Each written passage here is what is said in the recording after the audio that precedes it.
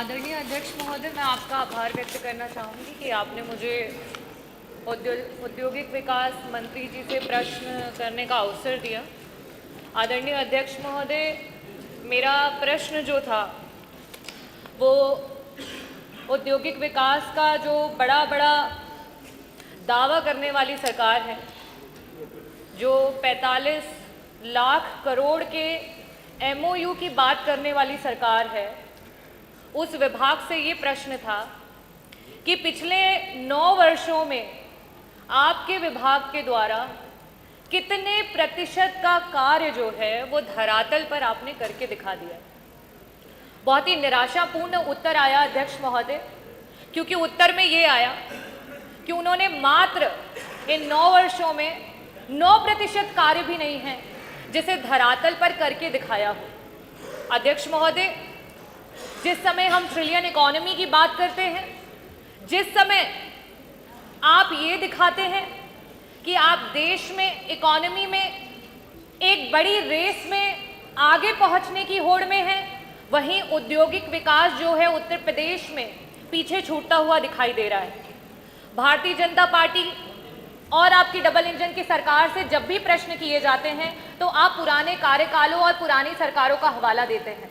मैं मंत्री जी आपके सामने पहले से ही कुछ आंकड़े रखना चाहूंगी ताकि आप स्पष्ट उत्तर देने में आसानी पाएं।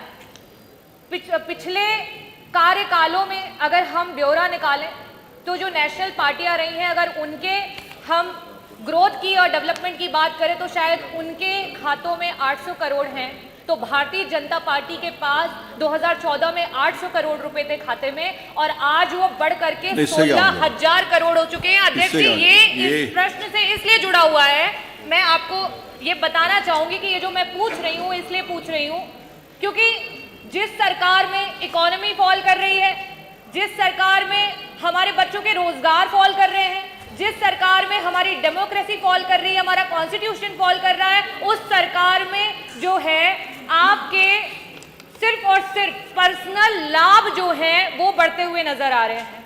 आपने 45 लाख करोड़ के MOU की बात की। मेरा पहला प्रश्न मंत्री जी आपसे ये है कि मात्र 9% का काम आप 9 सालों में धरातल पर लेकर के आए हैं, उसका कारण क्या है? क्या उसे आप सदन के समक्ष रखेंगे? मेरा दूसरा प्रश्न ये है कि मंत्री जी आपने डिफेंस कॉरिडोर की बात की थी। आज डिफेंस कॉरिडोर के नाम पे जब हम चित्रकूट को देखते हैं, चित्रकूट 0 है, हम झांसी को देखते हैं, झांसी 0 है, हम अगर अलीगढ़ की बात करें, अलीगढ़ 0 है, हम आगरा की बात करें, आगरा 0 है, कानपुर में मात्र 1, लखनऊ में मात्र 2। ये कॉरिडोरों के 0 होने का क्या कारण है? आपने कहा था कि एक्सप्रेसवेज के अराउंड आप इंडस्ट्रीज को ग्रो करेंगे, आज एक्सप्रेसवेज के अराउंड इंडस्ट्रीज 0 हैं। मंत्री जी और विभाग से मैं अनुरोध करूंगी कि ये 0 विभाग क्यों बनता जा रहा है, क्या इसका उत्तर सदन में देंगे?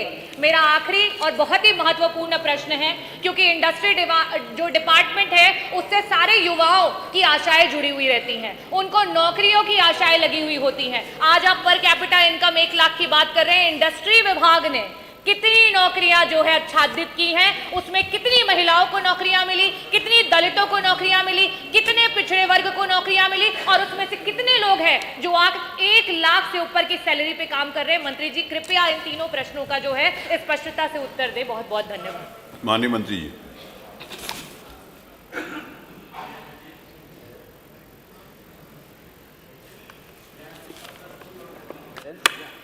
क्या औद्योगिक विकास मंत्री बताने की कृपा करेंगे कि विगत 9 वर्षों से औद्योगिक विभाग द्वारा किए गए दावों एवं घोषणाओं के अनुसार अब तक धरातल पर वास्तव में कितने प्रतिशत औद्योगिक परियोजनाएं क्रियान्वित हो पाई हैं तथा इनके माध्यम से उत्तर प्रदेश के सकल घरेलू उत्पाद में कितनी वास्तविक वृद्धि हुई है? क्या सरकार उक्त वो तो प्रश्न 1 मिनट पहले सुन लीजिए। आप यहाँ पर सवाल आपने कुछ किया और पूछते पूछते तो ऐसे ही जैसे कोई बाबूजी बच्चा पैर छुए कि बाबूजी प्रणाम, तो खुश रहो बच्चा कहने की जगह उसको रास्ता बताने लगे कि भाटा लाए हैं उसका भरता बनाएंगे। मैं भाई हाँ, तो प्रश्न पे ही तो जवाब लेंगे। आप तो कहाँ कहाँ चली गई, तो इसलिए मैम एक मिनट सुन लीजिए, हमारी पूरा उत्तर सुन लीजिए, पूरा उत्तर सुन लीजिए। जो आपने पहले पूछा है उसका पूरा उत्तर सुन लीजिए। उत्तर में दिया मंत्री जी, मात्र 9% भाई, काम हुआ है 9 सालों में। 9% क्यों हुआ है, पूरा उसका उत्तर तो जवाब सुन जो है वो लीजिए। जनता मांग रही है। अगर उत्तर नहीं सुनना चाहती तो जैसे आपने भाषण दिया कहीं हम भी दे दें। नहीं मंत्री जी, जो अनुपूरक में पूछा गया है, सर, जो आप पढ़ रहे हो सर, वो तो उत्तर में आ गया। जो अनुपूरक में पूछा गया उसका प्लीज जवाब दे दो। Sir, investor summit Uttar Pradesh सरकार द्वारा औद्योगिक निवेश को बढ़ावा दिए जाने के उद्देश्य से विगत 9 वर्षों में इन्वेस्टर समिट 2018 ये तो आ गया ना, ये जो आप पढ़ रहे हो तो उत्तर में है, वो सबके पास है। जो अनुपूरक है उसका उत्तर है, ये तो उसमें लिखा हुआ है जो आप उत्तर पढ़ रहे हो। वो हम दे रहा है ये अरे कितने रोजगार डॉक्टर आगे सुनिए, आप सुनिए, उत्तर प्रदेश में 4 बार आपकी सरकार रही। उत्तर प्रदेश का परसेप्शन उल्टा प्रदेश था। उत्तर प्रदेश का परसेप्शन गुंडा प्रदेश था। उत्तर प्रदेश बीमारू राज्य कहा जाता था। आज उत्तर प्रदेश को इन्वेस्टमेंट का सबसे अच्छा गंतव्य बनाने का काम आदरणीय प्रधानमंत्री जी के कुशल मार्गदर्शन में माननीय मुख्यमंत्री जी ने करने का काम किया। आपको उत्तर में आपको याद होगा, आपको अरे बैठिए, सब लोग क्यों खड़े हो गए भाई? अरे महेंद्र जी बैठिए, अरे आप बैठिए ना, अरे जवाब आने दीजिए।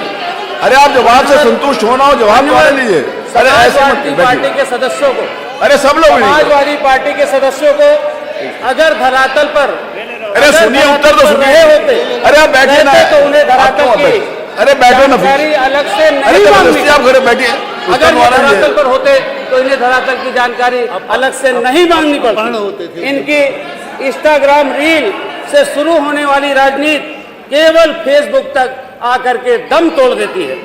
मानवर, एक समय ऐसा था जब अराजकता, अपहरण और अपराध के परिवेश में निवेश वेंटिलेटर पर था।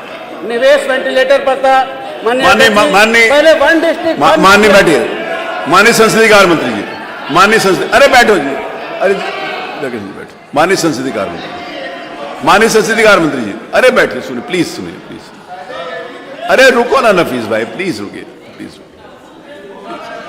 अरे माननीय संसदीय कार्य मंत्री जी खड़े हैं। माननीय अध्यक्ष जी,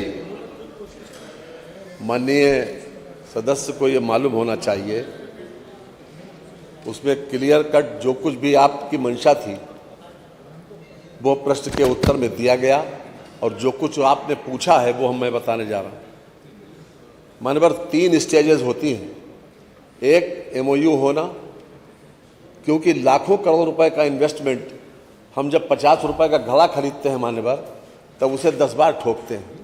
तो जो भी व्यक्ति या जो भी एंटरप्रेन्योर किसी प्रकार से इन्वेस्टमेंट करने आता है तो वो सारी चीज़ें देखता है, वहाँ का एनवायरनमेंट देखता है, वहाँ का जो परिस्थिति है, कच्चा माल देखता है, और हर तरीके से उसको जब विजुलाइज कर लेता है, ट्रांसपोर्टेशन देखता है कि हमें कहाँ कहाँ बेनिफिट है। क्योंकि एंटरप्रेन्योर को इतिहास बनाने नहीं आता, न वो कोई केवल धर्मादा खोलने आता है, वो तो केवल ये चाहता है कि भाई हम अपना व्यापार बढ़ाएं, और व्यापार बढ़ाने से रोजगार बढ़ता है। ये मान्यवर 3 स्टेजेस होती हैं। एक MOU होने की, दूसरी ग्राउंड ब्रेकिंग सेरेमनी की, और तीसरी प्रोडक्शन स्टार्ट करने की। तो जो आपने जो बताया कि जितनी भी ग्राउंड ब्रेकिंग सेरेमनी हुई, आपने प्रश्न के उत्तर में बता भी दिया कि 4 ग्राउंड ब्रेकिंग सेरेमनी हुई, और 4 ग्राउंड ब्रेकिंग सेरेमनी में लगभग 12,91,000 करोड़ रुपए का, या 12,09,000 करोड़ रुपए का जो धरातल पर काम प्रारंभ हुआ मानवर, ये स्वीकार किया है मानवर, प्रश्न के उत्तर में स्वीकार किया, कोई लंबी चौड़ी बात नहीं हुई। अब आपकी बात आती है रोजगार की। इसके दूसरे प्रश्न में ही मानवर रोजगार की बात कही गई, तो रोजगार में दिया गया कि 1/4/17 से लेकर 3/2/26 तक फैक्ट्री एक्ट मैनेजमेंट सिस्टम पर दर्ज आंकड़ों के अनुसार कुल 15,99,699 कर्मकारों को रोजगार का अवसर मान्यवर प्राप्त हुआ। इसमें तीसरी बात मान्यवर, ये तीसरा इसका सबूत है मान्यवर, ये खास तौर से कर्मचारी भविष्य निधि संगठन, ये मान्यवर, इसमें संगठन में इनका रजिस्ट्रेशन मान्यवर जरूर होता है, 17-18 में मान्यवर 21,24,000 सदस्य थे मान्यवर इसमें, जब 17-18 में हमें सरकार में हम आए पहले साल। उसके बाद मान्यवर आज मुझे कहते हुए इस बात का गर्व है कि योगी सरकार में 24-25 में ये संख्या बढ़कर 40,20,000 हो गई। अगर मान्यवर इनको नौकरी नहीं मिली मान्यवर, तो ये कर्मचारी भविष्य निधि कोई फ्री में बैठे बैठे पैसा नहीं देता है मान्यवर। ये अपने आप में ये सबूत है। एक तरफ तो मैंने उसकी संख्या बताई, अब जो आपने बताया कितने बैकवर्ड, अरे प्राइवेट कंसर्न जो है, प्राइवेट एंटरप्रेन्योर जो है, वो स्किल देखता है, उनके हुनर देखता है, या मान्यवर ये देखता है कि कौन तुम किस बिरादरी के हो। मान्यवर वो तो अपने जो भी उसकी आवश्यकता होगी, जिस वर्ग की आवश्यकता होगी, जिस कैडर की आवश्यकता होगी, उसको देखेगा मान्यवर। मुझको ये तो नहीं देखेगा कि हम कितने SC हैं, इतना OBC हैं, वो तो जो उसके काम का होगा मान्यवर उसे नौकरी देगा मान्यवर।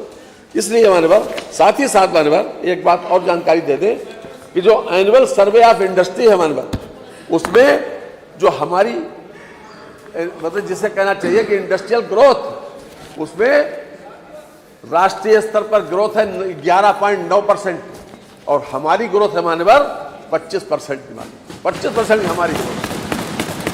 इसके साथ ही मान्यवर प्रदेश को वर्ष 22-23-24 में लॉजिस्टिक रैंकिंग में अचीवर्स तथा वर्ष 2022 में ईज ऑफ डूइंग बिजनेस में टॉप अचीवर के रूप में मान्यता मिली है मान्यवर।